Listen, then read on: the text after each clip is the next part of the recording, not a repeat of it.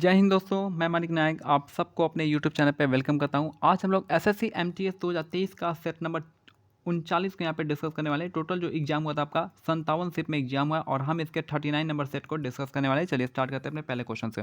पहला क्वेश्चन कर रहा है, निम्नलिखित में से कौन सा उपन्यास विक्रम सेठ के उल्लेखनीय कार्यों में से एक है। तो विक्रम सेठ का जो लिखा गया है कौन सा, तो आपका ए सुटेबल बॉय इसका करेक्ट आंसर हो जाएगा। विक्रम सेठ का कौन सा बुक है, तो आपका सुटेबल बॉय इसका करेक्ट आंसर हो जाएगा।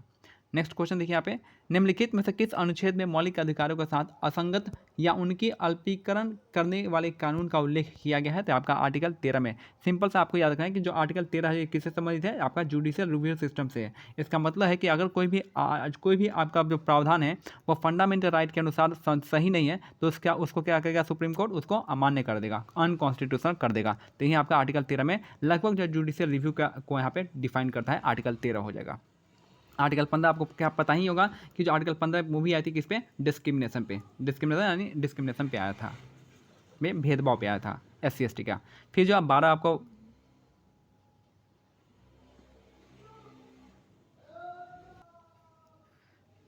फिर आर्टिकल 14 आपका समानता का अधिकार हो जाएगा। याद रखना आर्टिकल 14 में दो चीज़ आता है, एक तो equality before law and equal protection of law. Equality before law कहाँ से लिया गया है, आपका UK से लिया गया है, और इक्वल प्रोटेक्शन ऑफ लॉ ये लिया गया है USA से लिया गया है। याद रखना ये सब चीज़।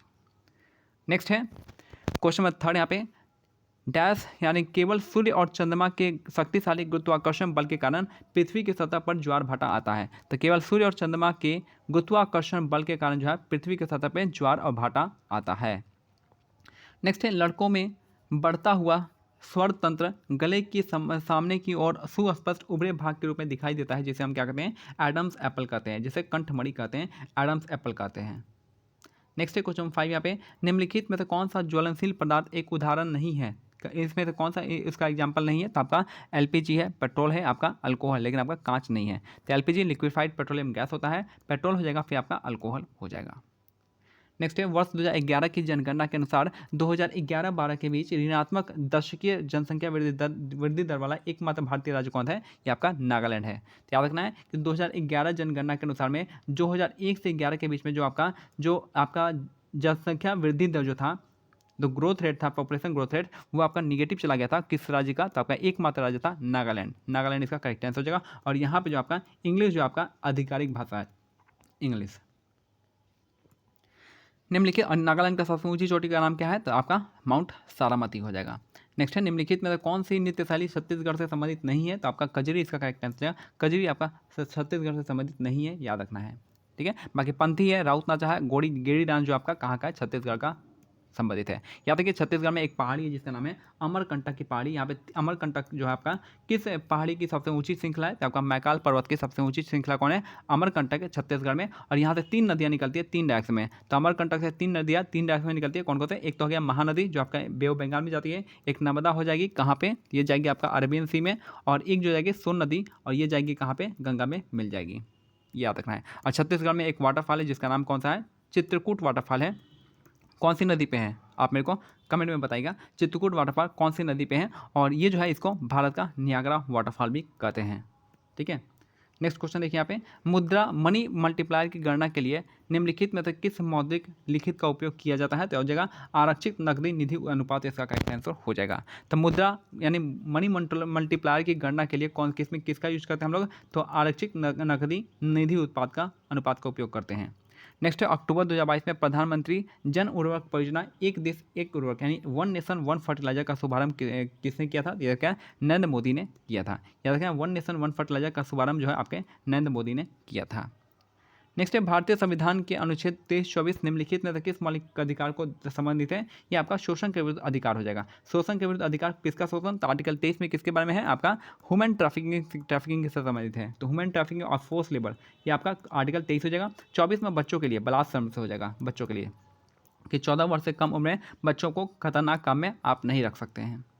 नेक्स्ट है, राष्ट्रीय डोपिंग विरोधी विधेयक यानी एंटी डोपिंग बिल जो आपका 2021 भारत के खेल क्षेत्र को लक्षित करता है। याद रखना है, नेशनल एंटी डोपिंग बिल जो 2021 भारत के स्पोर्ट्स क्षेत्र में लक्षित करता है। नेक्स्ट है विधवा पुनर्विवाह संघ जो है 1861 के संस्थापक कौन थे? ये थे महादेव गोविंद रानडे, इसका करेक्ट आंसर हो जाएगा। तो वो विधवा पुनर्विवाह संघ जो आपका 1861 में किसने स्थापित किया था? तो महादेव गोविंद रानडे, इसका करेक्ट आंसर हो जाएगा। किससे जुड़े थे? प्रार्थना समाज से ये जुड़े हुए थे। ठीक है, आत्मारंग प्रार्थना समाज के संस्थापक थे, ये भी आपको याद रखना है। राजा राम मौर्य ब्रह्म समाज का स्थापना किए थे। मीरातुल इन्होंने मीरातुल अखबार इन्होंने लॉन्च किया था, और इसमें जो आपका ब्रह्म समाज ने सती प्रथा के उन्मूलन में आपका बहुत बड़ा योगदान दिया था। और याद रखना जो राजा राम मोहन रॉय का सबसे पहला जो आपका सभा था, ये आपका आत्मीय सभा था, ना कि ब्रह्म समाज। ठीक है, तो आत्मीय सभा 1815 के आसपास इन्होंने खोजा था, और ब्रह्म समाज 1828 में। नेक्स्ट है वर्ष 2015 के सालज वर्ग महोत्सव में नृत्य प्रदर्शन करने के लिए किस एक राजसी भारतीय शास्त्रीय नर्तक के रूप में जाना जाता है? ये हो जाएगा अलारमेल वैली, इसका करेक्ट आंसर हो जाएगा। तो याद रखना है कि यहाँ पे वर्ष 2015 के साल्ज वर्ग महोत्सव में नृत्य प्रदर्शन करने के लिए किस एक राजसी भारतीय शास्त्रीय नर्तक को जानते हैं? तो अलारमेल वल्ली इसका करेक्ट आंसर हो जाएगा। इनका संबंध किससे है? तो ये भारतनाट्यम से संबंधित है। तो अलारमेल वल्ली का संबंध जो आपका भारतनाट्यम से हो जाएगा। तंजौर बाला सरस्वती का भी संबंध किससे? भारतनाट्यम से, याद रखना है। ठीक है, तंजौर बाला सरस्वती हो गया, पद्मा सुब्रमण्यम हो गया, और अलारमेल वैली हो जाएंगी, हेमा मालिनी हो जाएंगे, वैजंती माला हो जाएंगे। इन सब का संबंध किससे? आपके भारतनाट्यम से होगा। रुक्मणी देवी अरंडेल सबसे नामित है यहाँ पे भारतनाट्यम के लिए। नेक्स्ट है अनेक वर्षों तक भटकने के बाद बाबर ने सन 1504 में काबुल पर कब्जा किया था। तो अनेक वर्ष भटकने के बाद बाबर ने काबुल पर 1504 में इन्होंने कब्जा किया था। 1526 में इन्होंने इब्राहिम लोदी को हरा के भारत पे कब्जा किया था। नेक्स्ट है रोडोफाइसिया, याद रखिएगा रोडोफाइसिया के सदस्य समानता लाल सवाल करते हैं। याद रखिएगा सिंपल सा मैंने बताया था कि आर क्या होता है? आर होता है रेड से रोडोफाइसिया। ठीक है, क्लोरो कैसा होता है? ग्रीन होता है, ग्रीन कलर, उसके आपका हरा सवाल यानी ग्रीन आपका अलगे हो जाएगा।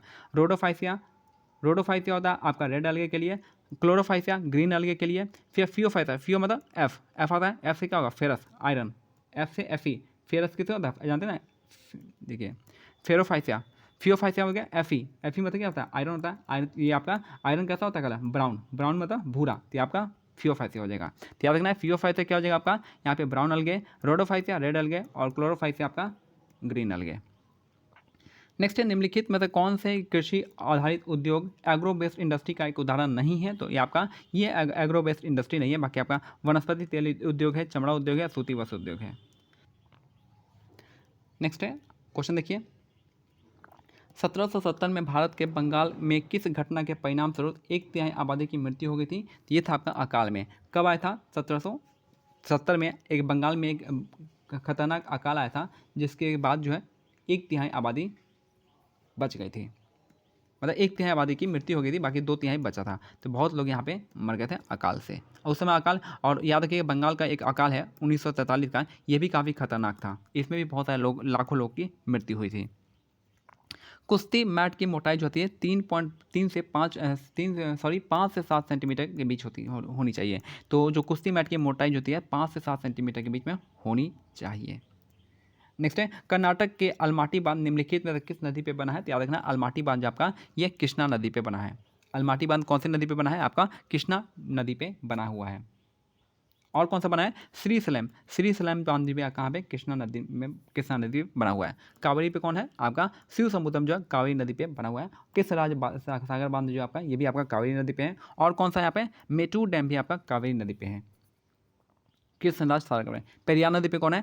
मुल्ला पेरियार तो हो जाएगा, मुल्ला पेरियार हो गया। और ऊपर से कौन हो जाएगा आपका यहाँ पे? पेरियार पे इडुक्की डैम हो जाएगा। इडुक्की नदी जो है पेरियार नदी पे है। सतलज पे भी आपके बहुत सारे डैम हो जाएंगे। भाखानगल डैम आपका सतलज नदी पे ही है, भाखानगल। नेक्स्ट है दिल्ली के खिलजी वंश के किस स्मारक में लाल बलुआ पत्थर का उपयोग हुआ था? तो आपका अलाई दरवाजा इसका करेक्ट आंसर हो जाएगा। तो दिल्ली में खिलजी वंश के किस स्मारक में लाल बलुआ पत्थर का यूज हुआ था? यह का अलाई दरवाजा इसका करेक्ट आंसर हो जाएगा। अलाई दरवाजा को बनाया किसने था? अलाउद्दीन खिलजी ने बनवाया था। याद रखना है अलाउद्दीन खिलजी ने अलाई दरवाजा का निर्माण किया था, और साथ में सीरी फोर्ट का निर्माण किया था। सीरी फोर्ट का निर्माण आपका किसने किया था? अलाई दरवाजा। अगर बात करें मोती मस्जिद का, यह आपका शाहजहां ने करवाया था, शाहजहां। लेकिन अगर बात करें दिल्ली के मोती मस्जिद का, दिल्ली का मोती मस्जिद जो कि लाल किले के अंदर था, वो आपका औरंगजेब ने करवाया था। ठीक है, चार मीनार कहाँ पे है? आप मेरे को कमेंट में बताइएगा चार मीनार कहाँ पे है। नेक्स्ट है निम्नलिखित में से किसने फीफा अंडर 17 महिला विश्व कप 2022 जीता है? तो स्पेन इसका करेक्ट आंसर हो जाएगा। तो फीफा अंडर 17 महिला विश्व कप स्पेन ने जीता है, याद रखना है। नेक्स्ट है गंगूबाई हलंगल हिंदुस्तानी शास्त्रीय संगीत की ख्याल गायिकाओं में से कर्नाटक राज्य की एक भारतीय गायिका थी जो अपनी गहरी और दमदार आवाज़ के लिए जानी जाती थी। तो याद रखना है कि गंगूबाई हलंग जो आपका कर्नाटक क्षेत्र से संबंधित रखते हैं और कर्नाटक संगीत से भी संबंध रखती है। नेक्स्ट है निम्नलिखित में से कौन चंद्रगुप्त मौर्य की मृत्यु के बाद मौर्य साम्राज्य के सिंहासन पर बैठा था? ये थे आपके बिंदुसार। तो चंद्रगुप्त मौर्य के बाद जो आपका कौन बैठा था? बिंदुसार इसका करेक्ट आंसर हो जाएगा। इसके टाइम में डेमेकस भारत आया था। इसके टाइम में कौन आया था? डेमेकस भारत आया था। और चंद्रगुप्त मौर्य के टाइम में कौन आया था? मेगस्थिनी जी आए थे। इंडिका बुक लिखी थी, याद रखना है। नेक्स्ट है त्रिपुरा की खर्ची पूजा जो है एक हिंदू त्यौहार है जिसमें पृथ्वी सहित 14 हिंदू देवताओं की पूजा की जाती है। तो खर्ची पूजा में पृथ्वी के साथ साथ जो है आपका 14 हिंदू देवताओं की पूजा की जाती है खर्ची पूजा में। खर्ची पूजा कहाँ का है? आपका त्रिपुरा का हो जाएगा।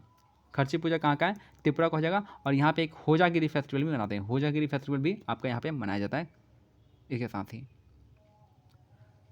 नेक्स्ट है लास्ट क्वेश्चन है कि राज्यसभा द्वारा एक धन विधेयक को 14 दिनों के भीतर या तो सिफारिश के साथ या फिर आपका सिफारिश के बिना लोकसभा में भेजने की अनिवार्यता होती है। तो याद रखना राज्यसभा में जो आपका मनी बिल पे है, मनी बिल के लिए कोई यहाँ पे पावर नहीं दिया गया मनी बिल के रिगार्डिंग, ठीक है। और ये 14 दिन के भीतर भेज सकता है, ठीक है। तो याद रखना है मनी बिल का जो आर्टिकल होता है आपका 109 होता है, 108 109 के आसपास होता है, 108 109 होता है मनी बिल।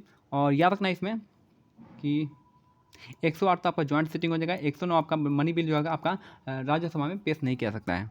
और 110 भी वही कारण है, 109 110 जो आपका मनी बिल से जुड़ा हुआ है, याद रखना है, ठीक है। और 112 क्या होता है? 112 आपका एनुअल फाइनेंशियल स्टेटमेंट होता है जो कि जिसको हम बजट कहते हैं। बजट भी एक तरह का क्या आपका मनी बिल ही होता है, ठीक है। तो ये हमारा आज का सेट कंप्लीट होता है। मिलते हैं अगले समय, तब तक क्या करना है टेलीग्राम चैनल का लिंक जो है डिस्क्रिप्शन में दिया गया, आप उसको ज्वाइन कर सकते हैं।